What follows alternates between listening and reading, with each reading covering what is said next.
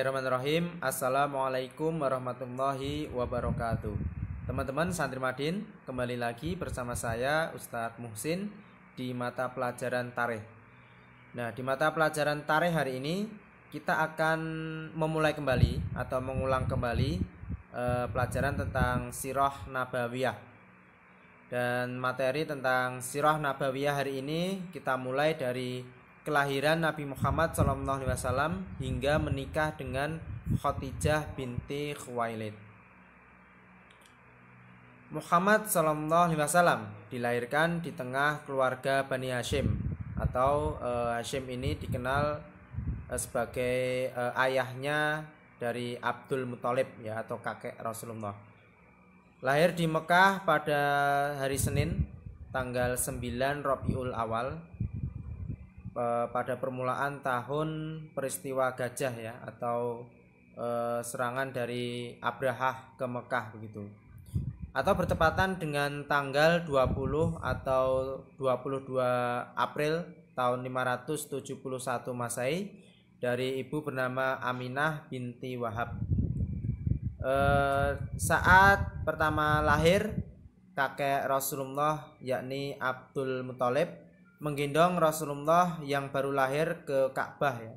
Dan saat berada di Ka'bah itulah kakek Rasulullah tersebut memberinya nama Muhammad. Jadi Muhammad ini nama pemberian dari Abdul Muthalib ya, atau kakek Rasulullah SAW. Pada hari ke-8 dari kelahirannya, Muhammad SAW diserahkan kepada keluarga Bani Sa'ad bin Bakar yang bernama Halimah binti Abu Dhu'aib untuk disusukan. Ini kebiasaan dari masyarakat Arab pada waktu itu. Jadi ketika anak baru lahir ini seringkali dicarikan ibu susuan ya. Ini untuk menghindarkan anak-anak dari penyakit menular gitu. Kemudian Muhammad SAW tinggal bersama Halimah binti Abi Dhu'aib sampai usia 5 tahun. Jadi dititipkan kepada keluarga Halimah ini selama 5 tahun ya. Dan setelah 5 tahun hidup bersama Halimah, Muhammad SAW dikembalikan kepada ibunya di Mekah. Pada saat Muhammad berumur 6 tahun, Aminah mengajaknya berziarah ke makam ayahnya yakni Abdullah di Madinah. Nah, setelah 1 bulan di Madinah, ia pulang ke Mekah bersama Rasulullah. Namun di tengah perjalanan, Ibunda Aminah ini menderita sakit dan meninggal dunia di perjalanan. Nah, setelah wafatnya Ibunda Rasulullah SAW, Aminah ini, Muhammad kemudian pulang kembali ke Mekah dan tinggal bersama kakeknya yakni Abdul Muthalib. Dan tak lama bersama kakeknya pun meninggal dunia di usia 8 tahun.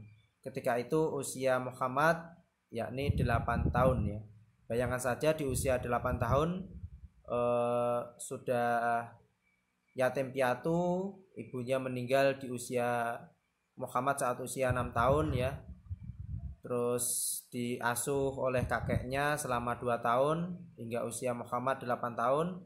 Kemudian kakeknya meninggal, sudah yatim piatu, kakeknya juga meninggal. Kemudian setelah kakeknya meninggal, pamannya Abdul Muthalib kemudian mengambil alih hak asuh Muhammad dan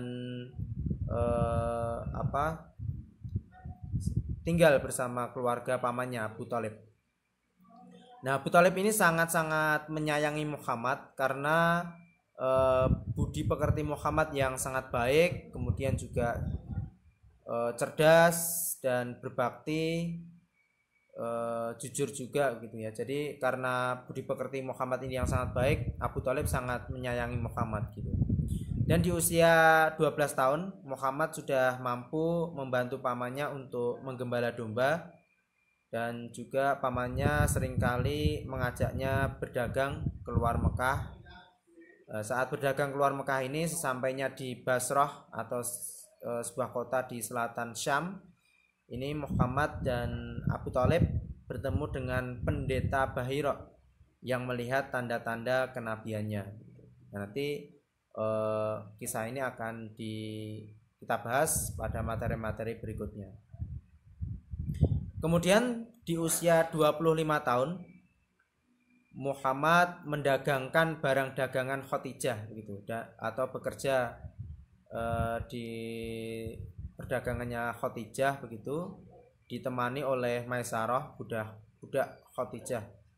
Dengan kejujuran dan kemampuannya, Muhammad mampu mendagangkan barang-barang dagangan Khadijah dengan keuntungan yang lebih banyak daripada pegawai lain ya, pegawai Khadijah yang lain. Melihat kecerdasan dan ketinggian budi pekerti Muhammad, akhirnya Khadijah yang saat itu berumur 40 tahun jatuh hati kepada Muhammad. Kemudian singkat cerita menikah dengan Muhammad yang saat itu berusia 25 tahun. Nah, setelah menikah ya, di samping mengarungi rumah tangga bersama Khadijah, Muhammad ini juga memikirkan rusaknya moral ya, merasa prihatin dengan rusaknya moral dari kaum Quraisy yang penuh dengan kejahiliahan ya pada waktu itu. Kemudian Muhammad selalu mencari jalan dengan cara menyendiri untuk mencari solusi bagaimana sih caranya memperbaiki perilaku orang-orang Quraisy tersebut. Ya, salah satunya Rasulullah ini menyendiri kita tahu di Gua Hira ya, di salah satu Gua Hira, dan pada materi selanjutnya Rasulullah di Gua Hira ini dalam penyendiriannya mendapatkan wahyu kenabian dari Allah Subhanahu wa taala ya, dari Jibril dari Allah Subhanahu wa taala lewat Jibril gitu. Nah, sekian materi Sirah Nabawiyah pada hari ini. Kita lanjutkan materi-materi Sirah Nabawiyah pada pertemuan berikutnya. Wallahu a'lam bishawab. Sekian materi pada hari ini. Wassalamualaikum warahmatullahi wabarakatuh. Aduh.